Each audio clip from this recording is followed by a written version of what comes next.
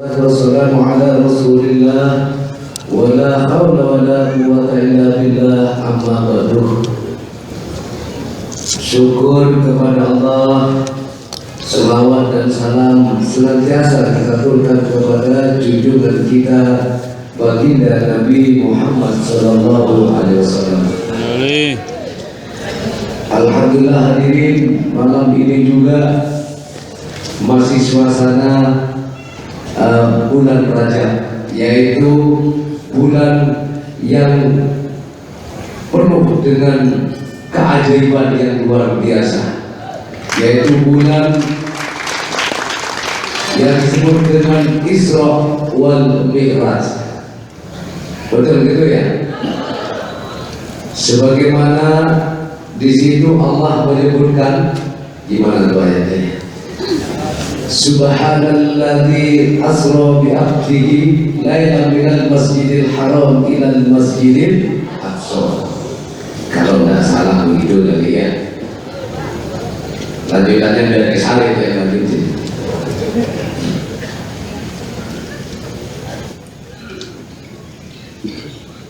Maha suci Allah yang telah menjalankan hambanya. Di situ kalimatnya adalah hamba.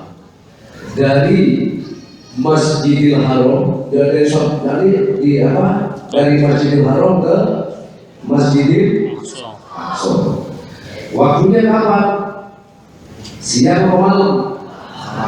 Jadi kalau pengen mi'raj, pengen terbang, jangan tidur kalau malam. Jadi kalau kebanyakan tidur malam, nggak mi'raj gitu.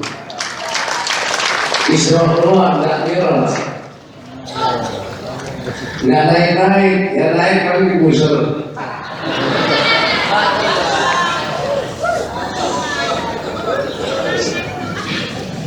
Betul nggak? Betul. Jadi Maha Suci Allah yang telah menjalankan hambanya di waktu malam dari Masjidil Haram ke Masjidil Aqsa. Bahkan dalam peristiwa itu disebutkan dari Masjidil Haram ke Masjidil Aqsa itu perjalanan berapa lama? Itu sudah lain negara itu, betul nggak? Sudah lain negara, ada di daerah Palestina, betul gitu ya. Jadi kalau dari sini Tanjung Pura, ya belok kanan.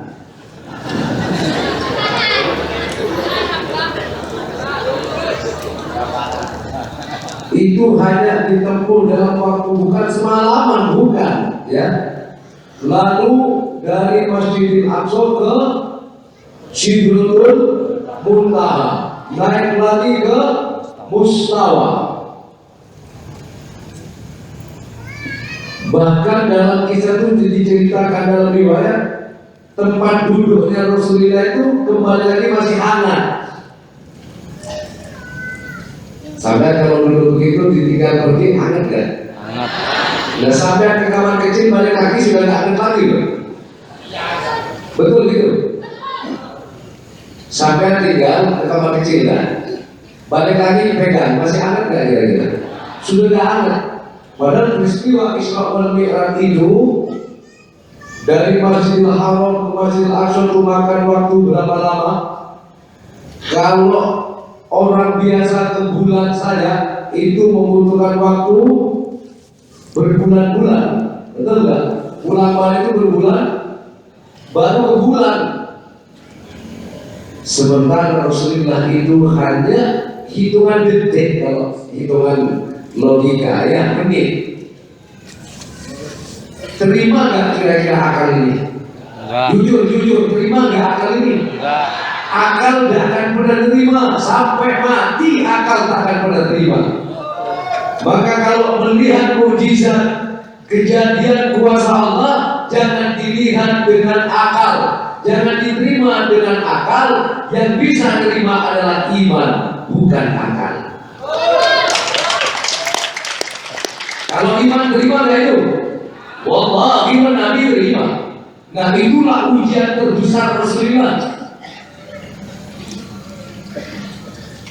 Ada sebagian sahabat yang percaya, ada sahabat yang mikir-mikir, gimana caranya? Dan gitu kan ya.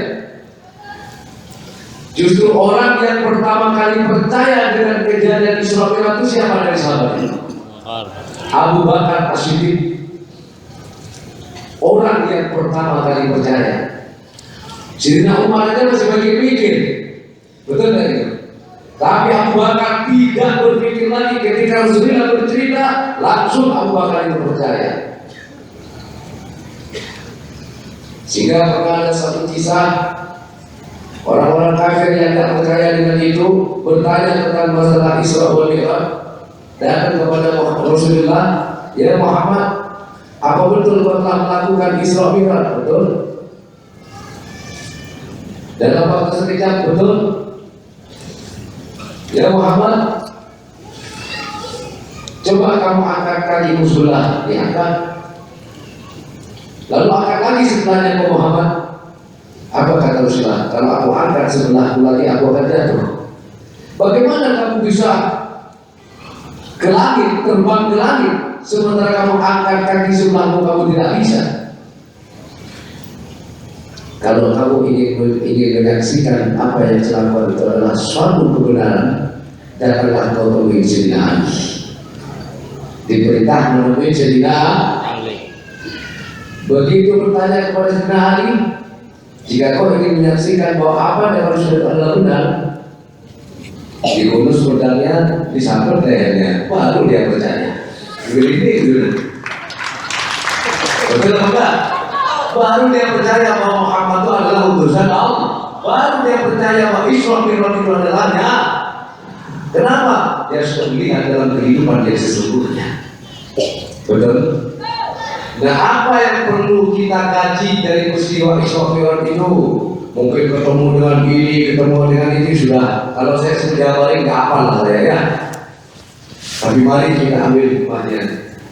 Bahkan di situ ada riwayat yang menyatakan Rasulullah dituruni oleh malaikat Jibril, dibelah dadanya, dibersihkan hatinya.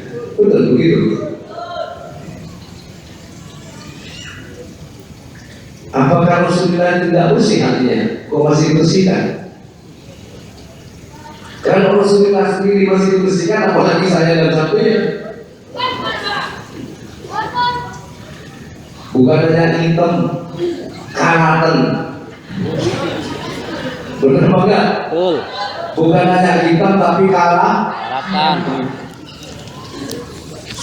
Ini adalah satu pembelajaran buat kita wahai saudara. Betul, Pak. Ya. Bahwasannya untuk bisa bertemu dengan Allah, kita memang harus bersih. Harus kosong diri ini. Hati ini kosong dari selain apapun kecuali hanya Allah. Betul begitu. Betul. Makanya salahkah Abah jika setiap pertemuan selalu Abah bicara tentang Allah, tentang tauhid, tentang hati, tentang diri ini, supaya kau dan aku lebih mengenali siapa diri ini dan siapa dia. Jangan kita cuma tahu pahalanya sholat, jangan cuma kita tahu barokahnya dekat dengan ulama, barokahnya surat ini, barokahnya ayat ini, pahalanya zikir ini. Tapi tahulah kita hal-hal yang dapat membatalkan barokah, membatalkan turunnya barokah. Betul? Oh, dekat ke kiai, dekat ke ulama, dekat ke waliullah, barokah. Betul apa enggak? Betul apa betul? Baca surat Fatihah, pahalanya ini, fadilahnya ini. Kita selalu belajar fadilahnya apa. Kita selalu ingin tahu pahalanya berapa. Fadilahnya ini apa? Fadilahnya zikir ini apa? Fadilahnya ngaji apa? Fadilahnya dengan kiai apa? Tapi kita tidak pernah berpikir apa hal-hal yang dapat membatalkan turunnya fadilah-fadilah itu. Dengan kiai barokah, tapi tidak pernah berpikir kita hal-hal yang dapat membatalkan barokah itu apa. Kadang orang ajar ke gurunya, batal itu barokah itu. Betul apa enggak? Betul apa enggak? Dekat sama orang tua, baik sama orang tua, dapat barokahnya orang tua. Tapi durhaka kepada orang tua, batal sudah, gugur barokah orang tua di situ. Begitu juga kita dekat dengan ulama, dengan guru. Pelajarilah hal-hal yang dapat membatalkan adanya barokah itu sendiri. Betul. Betul? Makanya salah ke Abah jika Abah selalu berbicara tentang masalah tauhid, supaya ibadah kita nggak batal, supaya sholat kita nggak batal, supaya sholat kita nggak jadi sholat yang sahur. Betul? Makanya Rasul bilang, jangan diri ini merasa melakukan bisa berbuat baik. Dan manusia sendiri kalau bilang makna adalah kholas jelas, tidak ada daya dan upaya, tidak ada kekuatan dalam diri kita untuk melakukan kebaikan. Kalaupun kita melakukan kebaikan, itulah kebaikan Allah yang ditampakkan, dipekerjakan lewat kita. Betul. Ketika kita merasa kita yang melakukan, batal kebaikan itu sudah. Betul jemaah? Betul apa enggak? Satu contoh gini aja. Ketika engkau istiqomah datang ke sini, merasa kekuatan diri kamu, tiba-tiba muncul rasa malas kamu itu. Jujur sudah. Ketika kamu merasa dari usaha saya memaksakan diri, saya berusaha untuk saya istiqomah, merasa kamu yang mampu untuk istiqomah, langsung kamu malas.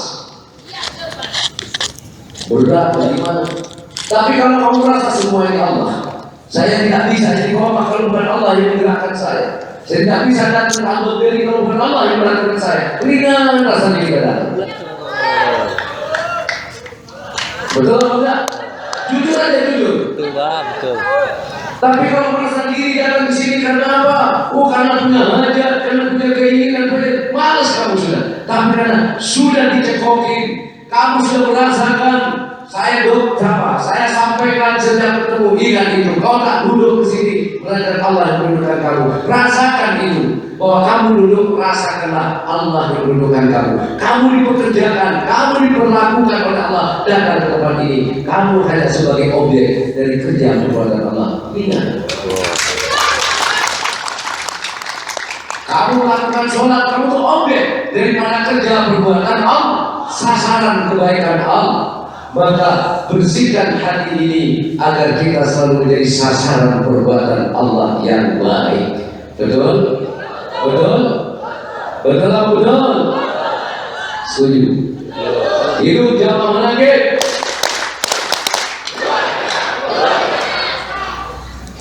Makanya sering apa kupas tentang masalah hati. Benar nggak? Man arafa nafsahu faqad arafa rabbahu. Kalau ada yang bilang, wah ini bukan kelasnya ini, ngaji begini harus yang sudah tua-tua. Ngajar yang muda yang kecil-kecil ini perlu tahu supaya membekas di hatinya. Jangan cuma diajarin suruh ngapalin surat ini, betul apa enggak? Perlu supaya mengenal Allah. Kalau dari kecil sudah mengenal Allah, maka selamatlah hati ini tertutup dari yang lain.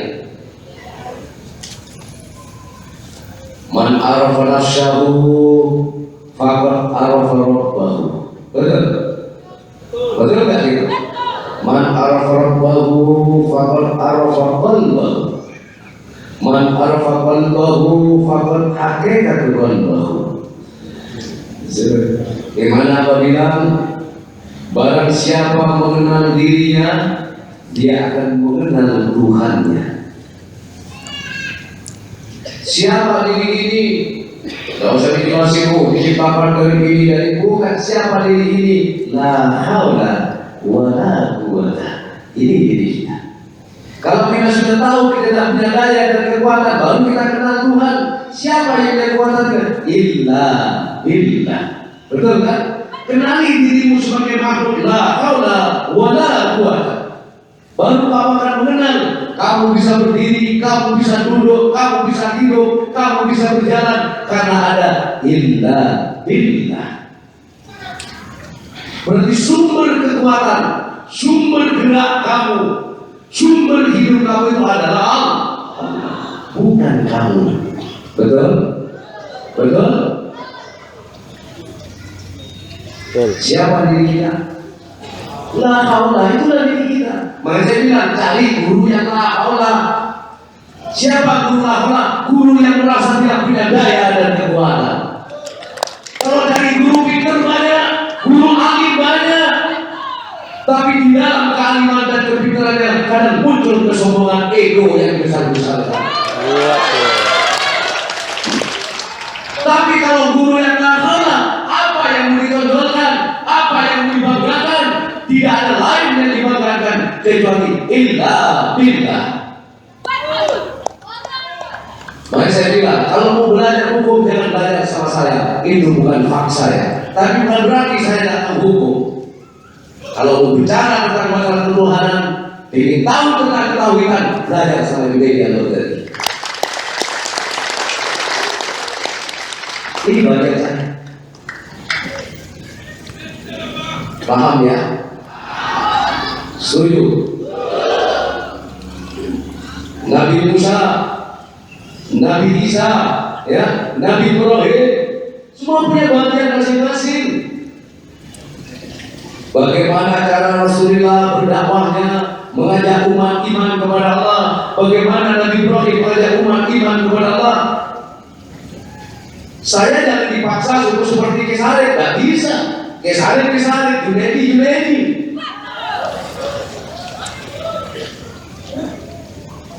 Kesarik juga tidak akan bisa dipaksa seperti saya. Tapi mari kita sendiri sejalan. Jangan mencari kekurangan, tapi mari kita sendiri mengisi. Kalau ibaratnya perang begini loh, Kesarik bagian angkatan darat, aku untuk urusan darat, urusan udara bagian saya. Itu baru benar. Kalau semua suruh di darat, suruh di bumi, bagaimana urusan di atas? Kalau ada serangan atas,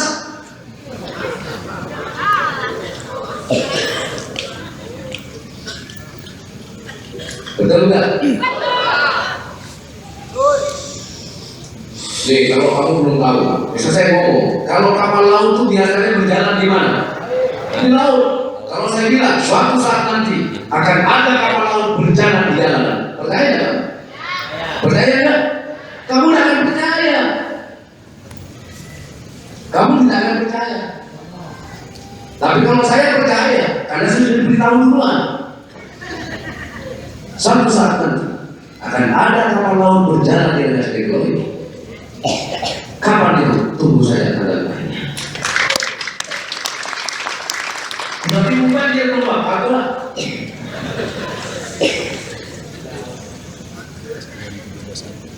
betul.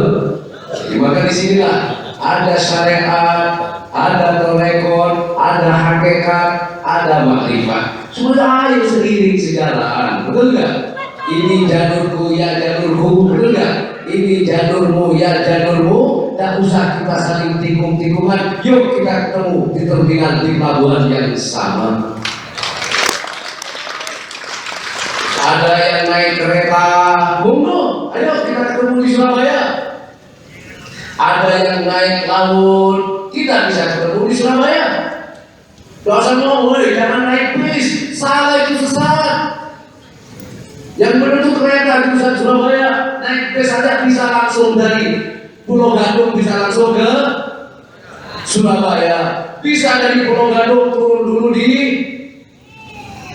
Kelari, bisa dari Kelari naik lagi ke Tegal, dari Tegal naik lagi ke Semarang, bisa putus-putus, toh ujungnya juga sampai juga. Ada yang naik pesawat, nah nama supirnya pun berbeda. Kalau darat, bis namanya supir.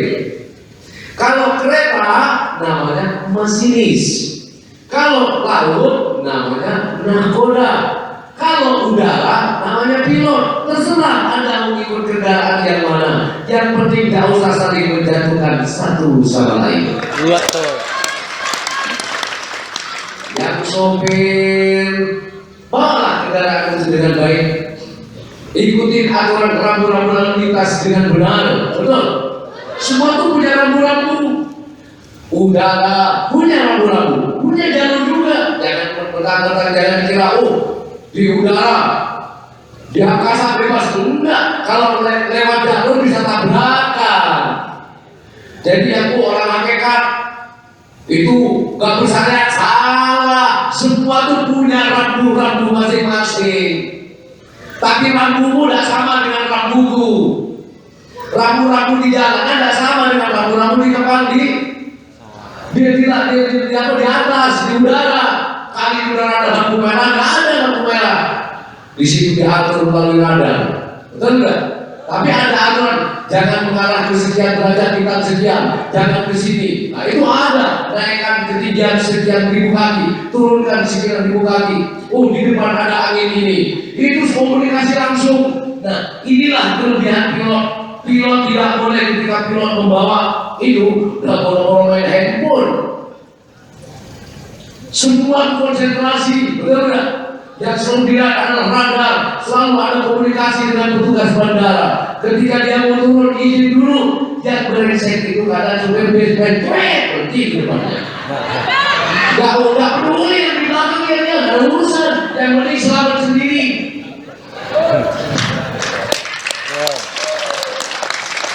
Kadang ini yang banyak ngomong, betul nggak? Ini yang banyak ngomong.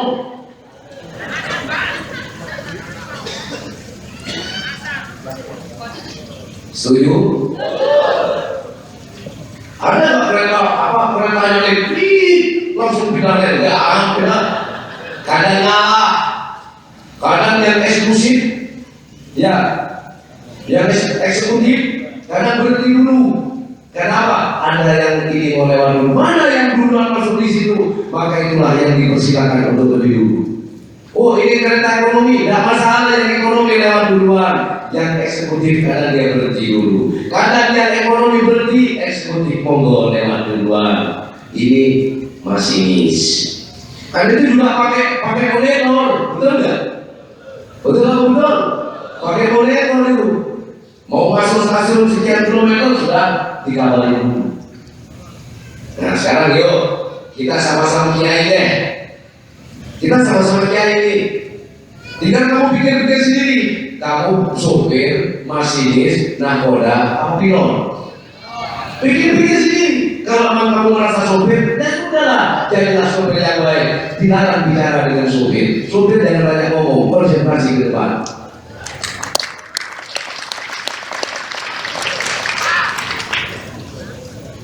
Memang yang banyak aturan itu kalau di darat dia. Benar nggak? Karena sudah tahu sekolah sama polisi, surat-surat pak, dia mungkin dia banyak pak, sudah tipis hilang. Ya karena memang sopir bis itu males-males, nggak pernah mikirin bannya, yang penting penumpang aja dia dari. Gak ada kerja belum dipikir. Udah tahu kan enggak, kepek gak ada urusan, yang penting masih mau ada yang naik.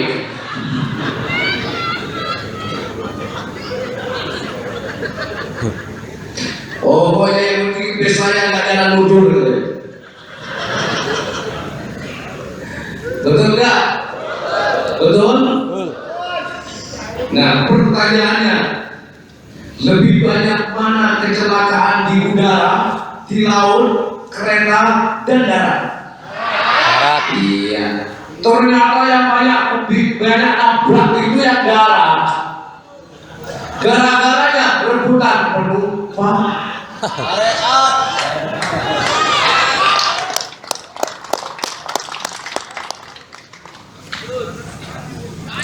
Makanya Imam Manakib dan sumber bis tidak masalah, tapi bis yang panas, VVIP. Mau 10 orang jalan, Betul. mau 1 orang jalan, nggak ada penumpangnya jalan ke bis-bisnya. Nah, inilah Imam Manakib. Sama-sama sopir lebih baik ngambil gaji dari yang punya bis, betul nggak? Nggak pakai tarif, betul nggak? Imam lagi pakai tarif nggak? Kalau pakai tarif kasih nama apa? Enggak kan? Seikhlasnya, tapi penumpangnya juga harus tahu. Uang sini Brebes bayarnya 10.000, kan terlalu. Lanjut. Ini sopir. Kok kesini-sini ya?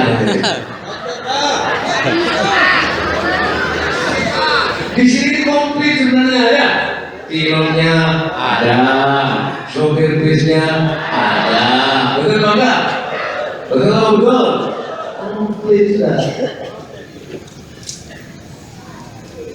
Nah, kalau bis ya itu bisa berhenti di mana saja. Tapi kalau namanya pesawat tidak bisa berhenti sembarangan. Kereta masih bisa berhenti di tengah jalan. Bisa nggak berhenti di tengah jalan? Lagi jalan ada masalah banjir, artinya ambles, dia bisa berhenti di tengah sawah bisa. Betul nggak? Dan kalau pesawat ada nggak pesawat berhenti di tengah-tengah? Nggak ada. Selalu dia turunnya ya di bandara. Berangkat dari bandara, turun pasti di bandara. Kalau mau sini ke Amerika, nggak bisa langsung transit dimanapun, tetap melalui bandara. Kalau pesawat turun di lapangan, bukan di bandara, itu geger.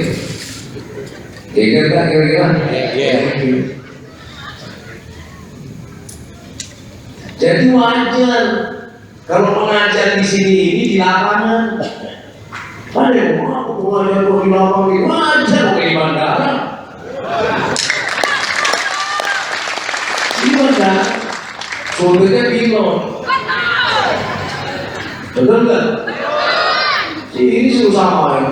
Itu laki perempuan kumpul, harus disekat dulu. Iya disekat kalau besok bisa. Sebelah sini laki-laki, sini perempuan bisa paling 40. Ini mau disekat bagaimana? Bawa bapak sama istrinya, bawa anak ada menantunya. Ini punya anak 2 ya, kecil-kecil. Yang satu ikut bapaknya, satu ikut emaknya, dipisah emaknya sebelah sana nangis. Anak saya nangis. Bener nggak? Khusyuk nggak kira-kira? Khusyuk nggak? Saya kira-kira kalau percaya, kaki saya kalau minggu besok kalau khusyuk potong diri saya. Apalagi yang punya anak, bener nggak? Bawa emak, makanya sudah tua lagi. Gimana emak saya? Mak, kamu jangan mana-mana ya mak. Assalamualaikum. Betul nggak? Yang penting hatinya menyatu tapi tak menyatu, kumpul tapi tak kumpul. Betul nggak gitu kan? Setuju? Allahumma sholli ala Muhammad.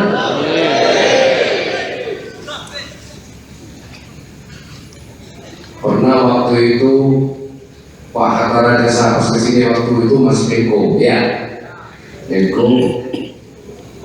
ajudannya telepon saya. Assalamualaikum abah, mohon maaf ini Pak Hatta kan masih mau ke Jogja, kira-kira acara bisa nggak dimajukan jam 8? Saya bilang sampaikan ke Pak Hatta, sekarang posisi mana? Sudah di jalan, bilangin aja, lebih baik balik kanan aja. Jangan dilanjut kalau mau merubah jam yang sudah menjadi sikoman di sini. Pesawat kok semua diatur orang satu. Dari situ jam 9 start. Akhirnya datang juga kan. Nah, beda kalau sebenarnya bis. Ini ada menteri bisa dimajukan. Oh bisa. Penumpangnya menteri. Gak mau maju lah. Mundur maju.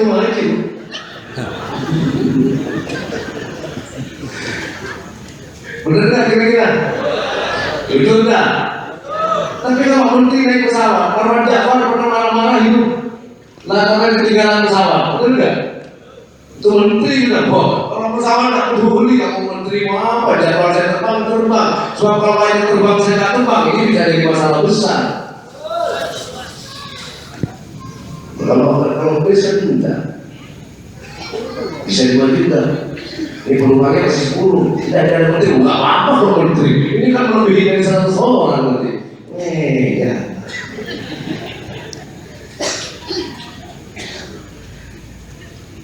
Tapi kalau mau ke bandara, ada harus melalui darat-darat dulu. Kamu bisa naik taksi, naik bis ke bandara. Nah, paham juga maksudnya? Paham nggak? Kamu kalau mau ke bandara di sini jalan kaki apa terbang? Naik bis dulu jurusan bandara. Di situ ada Kesare sopirnya, ada Aam, ada Ustaz Hadi, ada Hidayat, ada Nasrullah, ini ada Kewawan. Itu supir bis yang mengantarkan ke bandara. Nah, kamu sama dengan naik bis, punya imam masing-masing. Di sini masuk pesawat, urusan saya sudah. Makanya ketika saling menerangkan, dengarkan baik-baik, amalkan juga, itu jalan darat. Kenas menerangkan, dengarkan juga, jangan cuma saya, gitu loh. Paham nggak?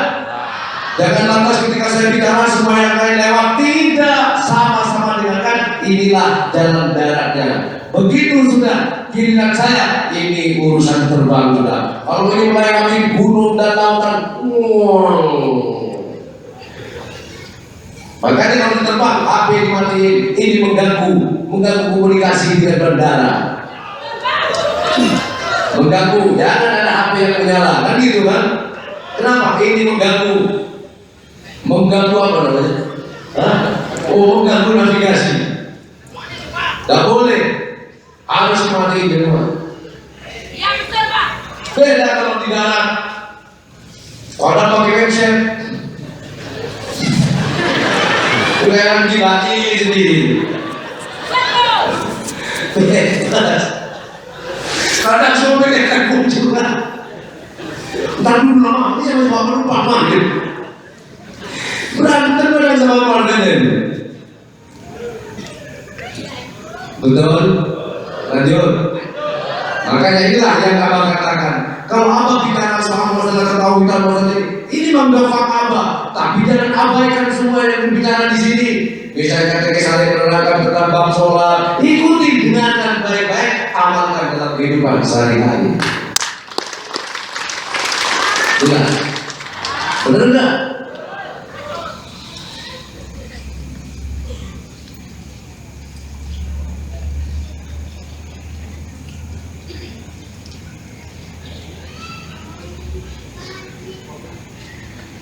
Tahan dulu. Oh iya, saya pernah ya mau bersama Pak Hompal kalau nggak salah. Pas mau berangkat banyak jamaah, mau berangkat saya mau Tegal waktu itu. Udah benar kesana lagi, sama orang siapa banyak. Ada kalau 2 jutaan kali kalau dibukain ya, si amplop. Ya udah saya langsung jalan, tak bukain sama saya amplop kan.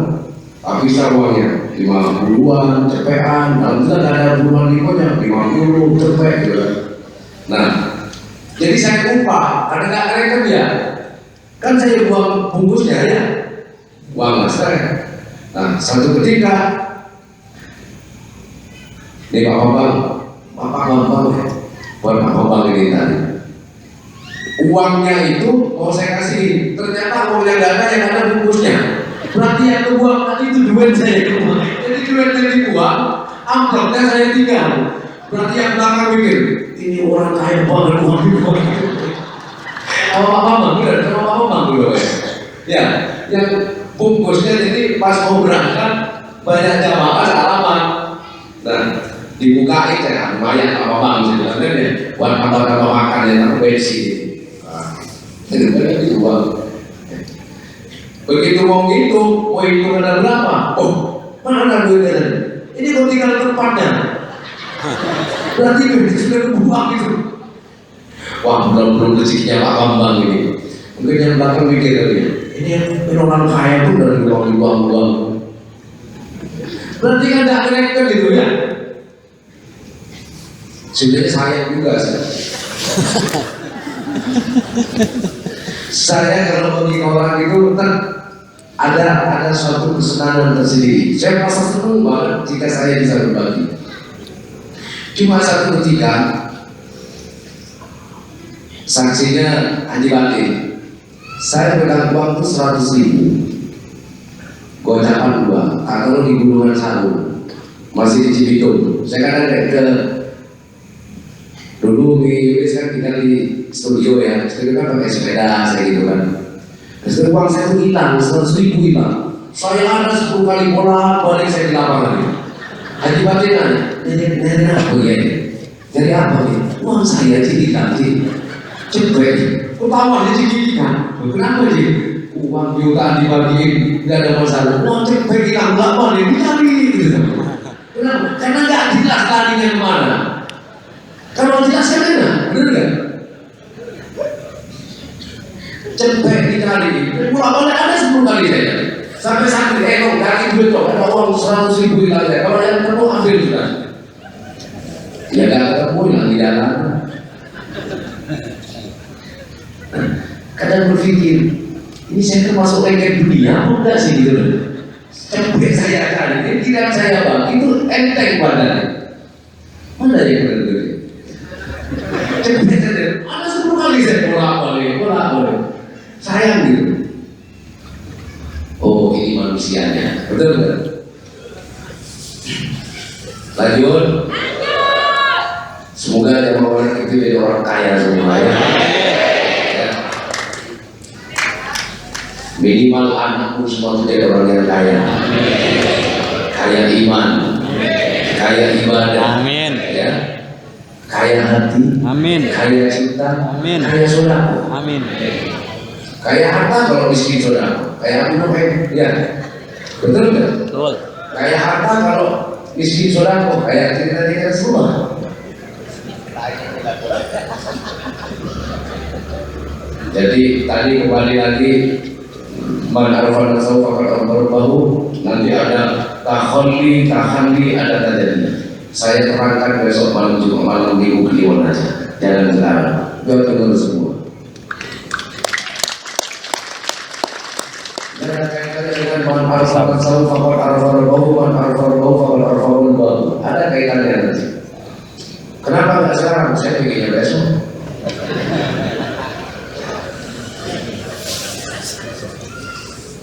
Lanjut. Hidup jamaah manakib. Lama ya nggak pernah ada kegiatan apa, datang barang ngangkut batu, ngangkut apa gitu ya. Kangen nggak? Oke. Minggu depan ya, bukan minggu ini, minggu depannya lagi ya. Nanti akhirnya orang ngangkutin batu sama saya. Abang mau bikin ini di sebelah sini. Wisata Hudhud. Tahu wisata Hudhud? Nah, wisata tempat bermain, mau bikin kolam renang, tempat bukan tempat mainan lah di situ. Siapa yang setuju, siapa yang enggak? Yang enggak setuju, kalau enggak setuju bukan badan lu.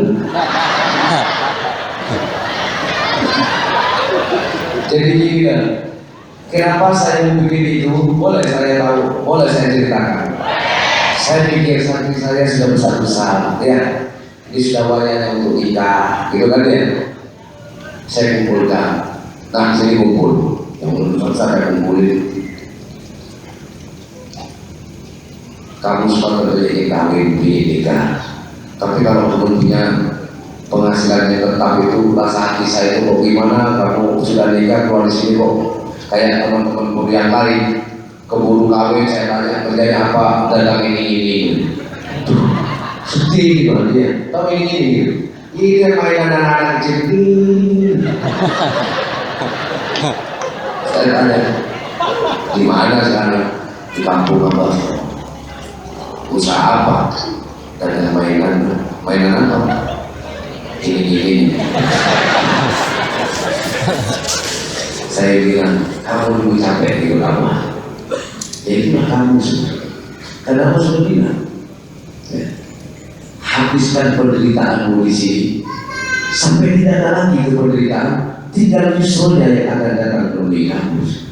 Kamu masih dalam proses usri, ya belum selesai tuntas, kamu sudah tinggalkan. Hanya harus habisi dulu kamu di sini.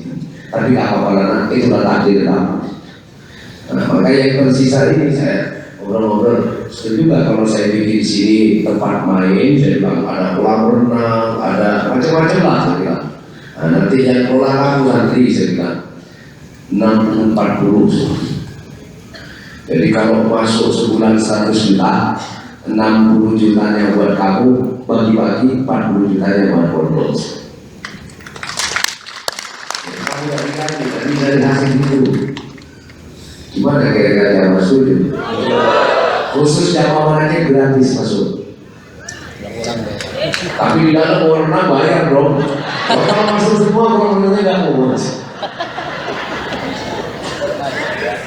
Tapi enaknya gini nanti jamaah manakib. Enaknya begini loh. Begitu nanti selesai ngaji, kan saya buka. Kamu boleh tidur di situ. Karena nanti banyak saung-saung. Bisa tidur di situ.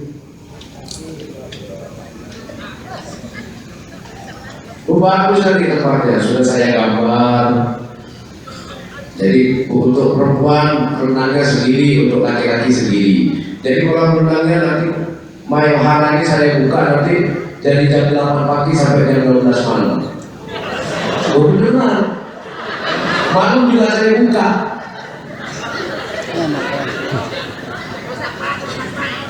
Jadi kalau malam itu kolam renangnya air hangat. Bener kalau malam air hangat. Sekaligus pakai fleksi. Jadi saya buat tunggu di bawahnya, tapi pakai kayu.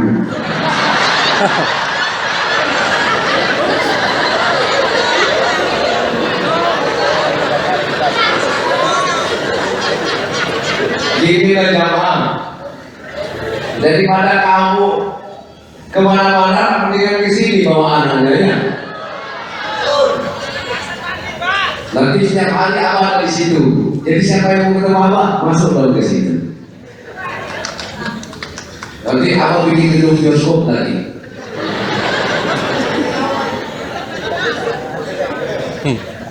Ntar filmnya film Blue. Blue kan biru. Dan Blue itu film apa? Iya nanti lampunya dibiruin kan sudah Blue.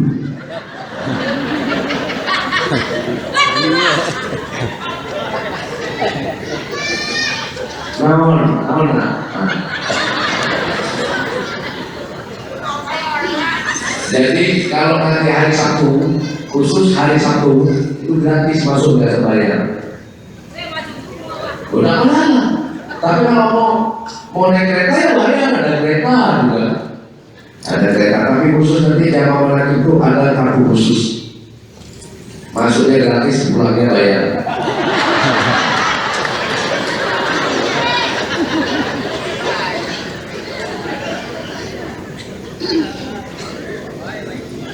Tenang, pokoknya untuk jamaah dan diskon lah, beres saja. Beres saja, pokoknya Sabtu beres, kita tutup dari luar khusus buat jamaah.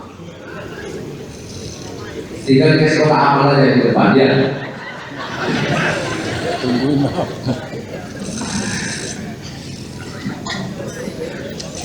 Entah kemarin apa kan dalam pohon pepaya ceritanya. Ada akhirnya gini, ya udah nggak apa-apa dalam pohon pepaya. Habis 50 juta, kena banjir.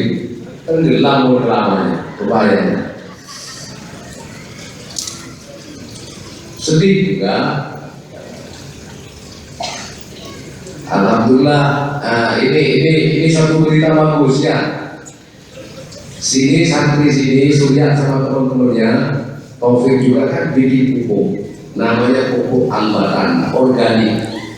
Pupuknya, sempretannya untuk hamanya itu bikin sendiri. Pupuk kemarin coba ditanam, alhamdulillah 5.000 meter, 5 berarti setengah hektar dicoba itu dapat 4 ton lebih. Berarti banyak ya? Dapat 4 ton lebih. Ini pupuknya semua buatan sendiri. Pupuknya, obat spraynya buatan sendiri. Saya bilang, tanam lagi. Kalau 3 kali nanti bagus, nanti layak ini untuk dipakai oleh jamaah yang bertani. Biayanya murah. Ya, itu kalau dihitung itu cuma berapa? Jadi yang harus pupuk organik itu mahal, sebenarnya nggak mahal. Mahal dari mana? Bahannya kencing, cucian beras, ada mandinya lagi. Jadi yang unik lagi sempretannya, kalau misalnya lagi racun itu loh, untuk hama kan spread. Misalnya haus, langsung digini mulutnya, diminum, nggak apa-apa. Berarti kan orang gawat, coba betul nih, itu diminum. Oh bener-bener nggak percaya, boleh dipraktekin nanti. Datanglah kalau pas lagi nyempret, mana sudahnya. Bahkan obat sempretnya, termasuk pupuknya itu bisa mengobati pegel-pegel. Bener bisa diminum, bisa mengobati pegel-pegel. Ya kamu tidak akan percaya, mana ada pupuk bisa obat pegel-pegel.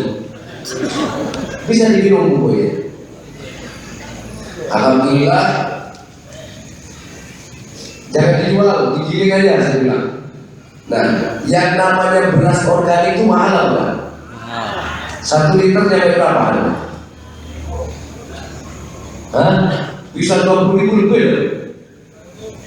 Hah? 15.000, betul nggak? Ada yang 20.000, 25.000 itu organik. Saya berpikir, gimana caranya Indonesia suruh sehat? Katanya suruh sehat, kira organiknya mahal. Benar enggak? Hanya yang bisa beli siapa? Mereka yang punya uang banyak. Beras yang super harganya mahal. Ada beras yang 8.000, itu beras plastik. Akhirnya dioplos. Beli yang murah dengan yang bagus dioplos. Katanya suruh sehat. Betul enggak? Sekarang begini aja deh. Yang penting jamaah menakik sehat. Hanya saya bikin penggilingan padi. Jadi nanti jamaah menakik yang tadi, ada yang tadi kan? Ada yang tadi? Nanti begitu panen, gabahnya jual ke abah ya. Bener dibayar cash ke abah. Kalau harga di luar 38 saya bayar panen. Wallahi saya bayar panen. Tapi jangan diisi beras yang jelek itu, gabah yang jelek. Ya bagus lah ya. Kalau misalnya di luar 38, apa beli panen? Kalau di luar panen, saya beli 42. Ini serius ini. Bahkan kalau yang utang pupuk, ulang sama abah, saya ulangi. Tapi jangan datang, Pak, saya punya sawah, padi saya 5 hektar, utang pupuknya dan lupa uangnya, ternyata nggak punya, mau borong. Nah, ini nanti program ini, saya punya program setelah panenan depan, ya, bukan yang sekarang, setelah panenan yang saudara. Apa punya program, siapa jamaah menakik yang punya tani, nanti bisa mendaftarkan diri kepada Al-Badri. Caranya begini, misalnya modal 1 hektar, misalnya modalnya 10 juta, dimodali nanti 10 juta. Kembalinya tetap 10 juta. Biasanya kembalinya berapa kalau utangan begitu? Hah? 15. Sini enggak, misalnya modal 10 juta, tetap dimodalin 10 juta, kembali nanti 10 juta, tapi sisanya baru nanti dibagi 2 sama alokasi. 70, 30. 70 kepada pemilik lahan sawah, yang 30 masuk ke alokasi. Tapi kalau rugi, kerugian ditanggung oleh alokasi. Petani tidak rugi. Contohnya, misalnya gagal panen, ya sudah, gagal. Nanti dimodali lagi untuk tahun berikutnya. Ini kalau gagal total. Kalau misalnya rugi, modal 10 juta, cuma dapat 7 juta. Yang benar bagaimana? 7 juta diambil kan? Nanti kamu masih punya utang 3 juta, dibayar panen berikutnya. Betul? Sini nggak begitu. Modal 10 juta 1 hektar. Begitu panen dapat 7 juta, yang 7 juta tetap dibagi 70, 30. 70 masuk ke pemilik lahan, 30 masuk ke alokasi. Sisanya yang 10 juta hangus, tidak perlu dikembalikan, baru dimodalin lagi. Ini program apa nanti panenan berikutnya bukan yang salah, sampai lebaran. Jadi bagi jamaah yang punya sawah, yang mau ikut programnya apa, monggo. Kira-kira memberatkan apa enggak ya? Benar apa enggak kira-kira? 70-30 loh. 30% masuk ke negeri, 70 masuk ke petani yang punya sawah. Saya hanya ingin membantu jamaah, karena terkadang mohon maaf, petani kadang mau tanam utang dulu. Harga pupuk 200.000 jadi 200 lebih. Betul. Kadang begitu panen, harganya sudah seenaknya. Betul nggak? Nah nanti kalau gabung dengan agronomi nggak begitu. Ini khusus jamaah loh. Ini saya buka hanya khusus untuk jamaah. Ini program orang tua untuk anak, bukan untuk orang lain. Setuju? Setuju apa enggak? Jadi kalau kamu punya sawah, tidak usah pikir lagi kamu mau tanam kemana untuk tanam. Lalu kamu tidak usah pikir lagi kalau rugi saya bagaimana, karena kamu tidak akan pernah rugi. Paling ruginya tenaga, betul nggak? Modal 10 juta, kamu sudah pinjam nih, sudah dimodalin 10 juta. Ternyata cuma dapat 7 juta, berarti harusnya kamu bayar 7 juta kan? Betul nggak? Berapa 10 juta? Jadi enggak, yang 7 juta itu tetap dibagi 70-30. 30 masuk al-Qadri, 70 masuk kepada jamaah yang punya sawah tadi. Yang 10 juta, kamu tidak berpikir lagi, saya utangkan kepada Allah itu. Biar Allah nanti yang bayar sama Allah.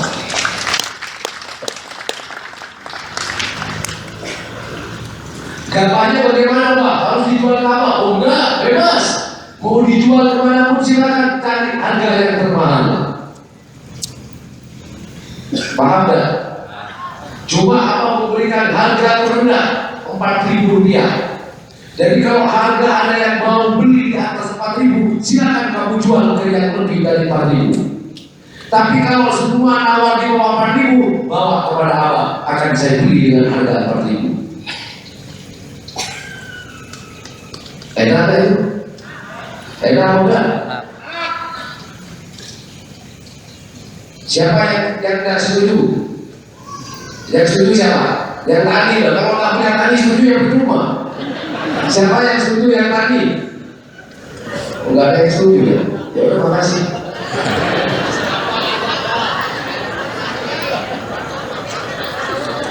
Setuju nggak yang tadi ini?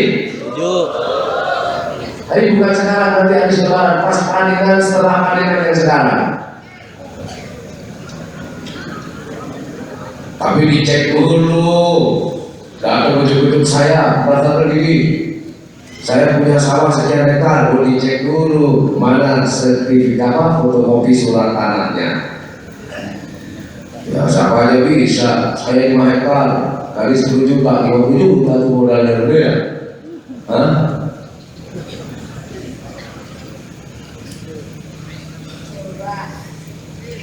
Ya saya kan cuma orang tua itu mikir ingin meringankan beban anak gitu loh. Nanti kalau perlu berasnya ditampung lagi gabahnya, kita giling jual dengan harga 8.000 gitu berasnya, kan mantap itu. Kalau perlu jual harga 5.000, insya Allah 3 panen berikutnya belum 3. Hidup jangan mau lagi. Luar biasa. Alhamdulillah. Ya, rencana baik mau terwujud mau tidak, yang penting apa punya keinginan yang baik, apa ceritakan. Kali ini diamini oleh malaikat akan menjadi kenyataan. Betul atau enggak? Jadi kalau punya keinginan yang baik, jangan malu-malu, jangan takut untuk menceritakan kepada orang lain. Biar orang ngomong sombong apa terserah kan? Betul atau enggak? Niat baik ceritakan. Karena dengan kamu cerita berarti kamu punya keberanian bahwa apa yang jadi keterjadi kamu itu kamu yakin ini semua itu kalau nggak ada izin Allah saya akan punya rencana seperti ini. Perkara terwujud atau tidak Allah punya guru, yang penting jangan ragu ketika kamu menceritakan, ketika kamu punya rencana yang baik. Betul. Jangan ragu. Setuju? Sudah ya, segitu dulu. Jamaah, Jamaah, Ya. I love you. Jamaah, aku mencintaimu.